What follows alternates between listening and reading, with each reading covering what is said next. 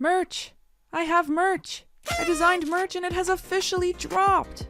I'm so proud, I love the designs, and I would love for you guys to check it out, link in the description. We have a limited edition embroidered hoodie on sale now for a short period of time as well to celebrate 100K, so be sure to get yours before they're gone.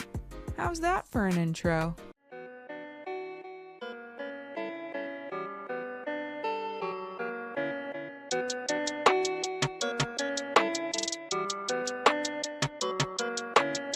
Hey Girl Scout, what's shakin'? How have you been? I personally have been flying high. Literally. I went home to Canada for a visit. And of course, figuratively, because we hit 100K. Oh my god. I've decided to have a fun YouTube live stream to celebrate, date pending, so keep an eye out for that. We'll have a Q&A, talk advice, and share personal stories. I know you've all been asking how Ablaze and I met, and we're here to finally spill our crazy story. Hit that notification bell and be sure to show up for a good time. After my FDS video, a lot of people seem to be angry at me and thinking I'm some sort of pick-me girl who appeals to males. Even though my audience is over 70% gals, but whatever. We here on the channel know that every human being has the potential to be an utter piece of shit, and so today I'm flipping the switch and looking at some milady nice guys. Let's go! You know, the ones who shower you in compliments and fantasize at the idea of you until you reject them and then they tell you you're an ugly whore anyways. Yeah, real charmers. So let's go and see what lucky guys we're all missing out on and just jump right into things. So this first one is the classic friend zone nice guy, who wails about how he got rejected by the girl he liked and remained friends with her angrily as though bound by contract of self-victimization. Let's take a look. Mr. Nice Guy says, "Ah yes. Ladies and gentlemen, here we have a rare example of a female discovering the friend zone. It is indeed an embarrassing and humiliating place to find yourself. Oftentimes your arrival is a soul-crushing surprise, and those feelings you developed have a nasty way of preventing you from leaving anytime soon because, like 99% of the population of the friend zone, you think there's a small chance you'll become anything more intimate than a friend. The only discernible difference between the male and female friend zone is meals are free. If said guy is nice. If he's a narcissistic dick, he's using you to get something he wants, like your hot friend or something else of value to him. But for sure not you. As is life from inside the friend zone. Until that is, you develop self-confidence in your true value. But until then, enjoy your stay. You're gonna be there for a while." Yeah, because it's every girl's responsibility to feel guilt when they don't want to date you and you still remain friends for the sole purpose of waiting for them to change their mind. Those shining qualities that drew you to her mean nothing because without being able to be physical with her and with her being allowed to live her own life, it doesn't benefit you enough to truly appreciate them. Because true friendship is based off of deceit and having the hots for someone you'll never date. Every girl loves a guy with no self-respect, who willingly victimizes himself and puts himself through pain and blames her for his totally fixable pain. Look how awful it is being just friends with her. Surely if you complain enough, she'll suddenly give in and reluctantly date you. Everyone knows the best relationships are the ones that stem from a pity date where the person is tired of listening to you beg them to go out with them, and so they indulge you in the hopes that you shut up. Making a girl uncomfortable is so nice. You are such a nice guy. Are we starting to see the illusion crumble? Let's move on. Next, we have what I like to call the turn the tables nice guy. A guy who turns around and starts rejecting you once you start rejecting him. Let's see our subject in action. "I just can't believe you. I complimented you for months by swiping up on your story. Have offered so many times to take you out to dinner and pay, but all I get is a thank you or I have a boyfriend. You seriously disgust me. Even if you did have a boyfriend, I would be an upgrade, and it's sad that you can't see that. Pathetic, really. I go to the gym, I have a 6-figure paying job, and I'm quite attractive, and that's still not enough to even take you out on a date or receive any pictures for my efforts? I can't tell if you're blind or ungrateful, maybe both. I don't even find you attractive anymore with how selfish and just rude you are to me after I've been so generous with my compliments and time. I hope your current boyfriend treats you like your last ex, since you clearly need some karma in your life to teach you a lesson." Let's rephrase to accurately reflect what this guy is saying. "I'm doing all these things you didn't ask me to do and it's burning me out, so you're at fault for it. I know I have full control over my own actions, but I feel like I have to do all this because I clearly don't think I'm worth enough to have someone who appreciates and wants the things I have to offer. I have no respect for you and your choices because they don't benefit myself. Here are all the reasons I should have a girlfriend, but instead of letting myself be confident in those traits, I beg girls who aren't into me to give me an ounce of attention by buying their affection, because I'm actually insecure and don't really care if my actions are making your life better, and I'm just doing it more so I have leverage over you. I hope everyone else treats you badly, because then you have no other choice but to settle for me and I can finally manipulate you into loving me. Or I can reject you cruelly despite all the women who made me this angry being. There we go. In the words of famous YouTuber Jack's films, fix your bio. Next, we have the pinned against the wall nice guy, who backs you into a figurative or even literal corner to try and get you to date them. TBH, dude, I wouldn't waste your time even bothering, ha ha ha ha ha. I left this cute waitress at Starbucks my number and she took it, but I never got a text. It's been 2 weeks now and nothing.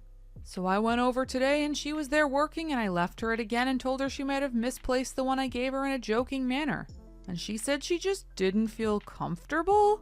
It's a text? And if you're not comfortable texting, then why take my number in the first place? Even though I think she's an idiot, I'm gonna go there again tomorrow and give her a small bunch of flowers just to see if I can mend this somehow. Haha! And this is why the term "the customer is always right" needs to die.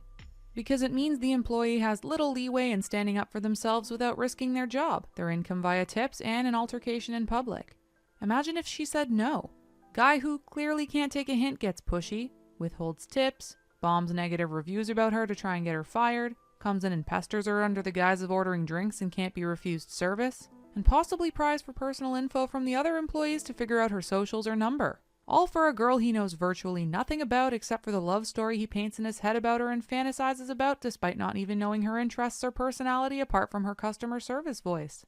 Any guy that's told no that thinks he has to keep pushing and eventually will change minds is not the kind of guy I would class as nice.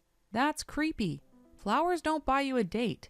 Interest does. And not understanding the pressure of being an employee and that taking the number meant nothing other than being polite and worried about her job is tone deaf and predatory.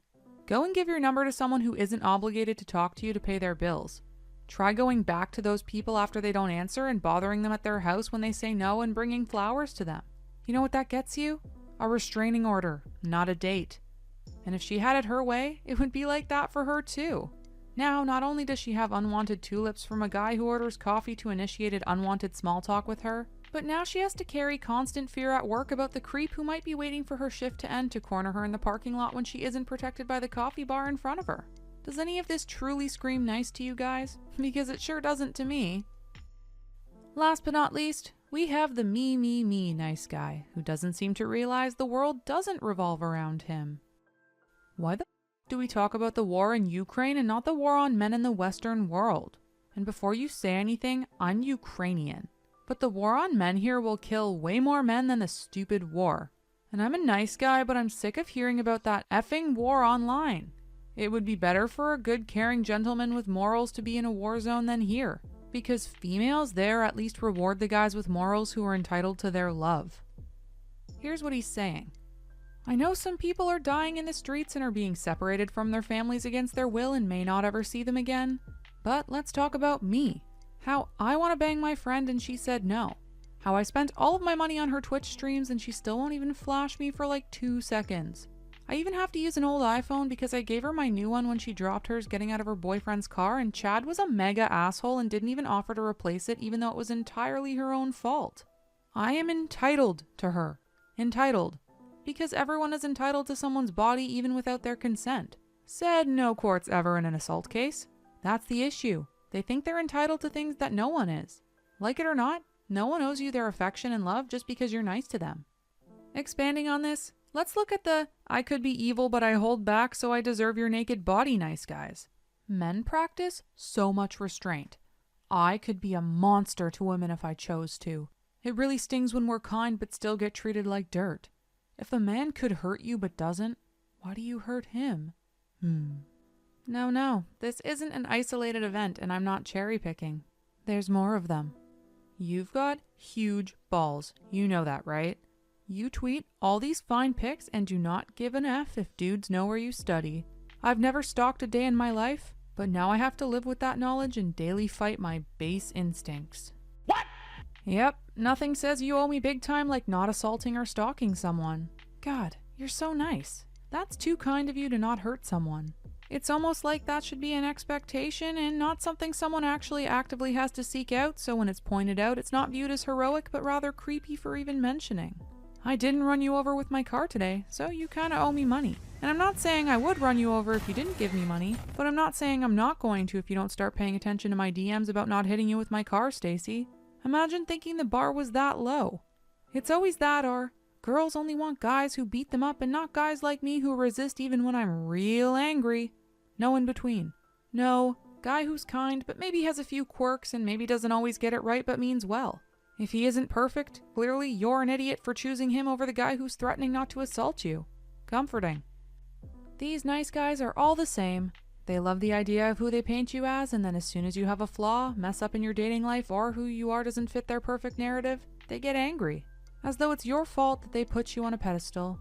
They see you as submissive, as beautiful, and a delicate flower they will pick and groom into a perfect image for them. Until you remind them that you've grown into a flower all on your own, weathered all the storms and getting pissed on by your neighbor's dog every damn day, and then all of a sudden, you're ugly, off the rails, and slutty. It's black and white with these people, similarly to the FDS group. No one can have quirks or flaws. No one can be a real human being. Or that's what they tell themselves. We all know, deep down, these people know they'll never find someone perfect. But they aim too high to save face and blame it on everyone else for not being good enough instead of admit that others don't find them good enough. It's a sad mask, when all it takes is working on self-esteem, redirecting your toxic traits, and accepting others' flaws to find someone willing to love the perfectly imperfect you. Anyone who isn't willing to put in a bit of effort and deal with someone having flaws isn't ready to have a relationship, because they don't recognize how impossible it is to be happy while both parties have to hide who they are.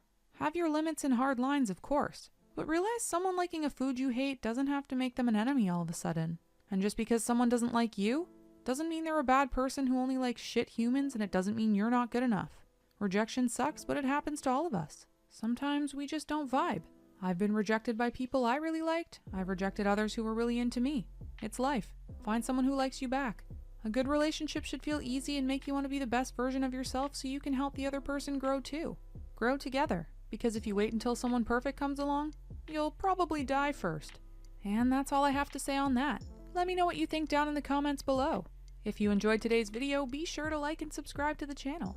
Remember to hit that bell to know when I'm putting up that live stream. And let's talk about 100K milestones for a second. I want to thank my amazing boyfriend and parents for encouraging me to start this channel and for guiding me in the right direction and giving me opportunities to do what I love. Your support means the world to me.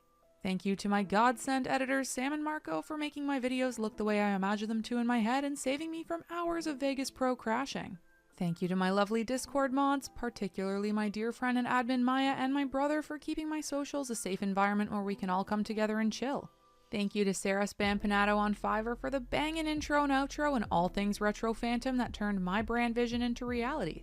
And to Prod Riddiman on YouTube for the copyright-free music that hypes everyone up. The song is called Ghost for the hundreds of you asking. They're both linked in my bio. Thank you to Madison Valentine Benson for upgrading my original Danny Phantom sprites into ones that fit for this growing channel. Check him out on Insta. And last but certainly not least, thank you to my 100K plus Girl Scouts for letting me be me and do what I love. I'm grateful to you guys every single day. I'm humbled by your stories, happy to share laughs with you, and proud to have built up a community of people who want to make a difference in the world. I couldn't ask for more, honestly, and I hope we can continue to grow and share what we think with the world and make an impact on others together on this platform. Know that you're appreciated, your stories are seen, and your support motivates me through my tough times to keep going and be a better me every day. Cheers to each and every one of you, and I can't wait to see where this channel goes next. Hope you're all ready to come along for the crazy ride. Anyways, that's all from me. I hope you all have an amazing day, and I shall see you all in the next video. Peace out, Girl Scouts. Thanks for watching.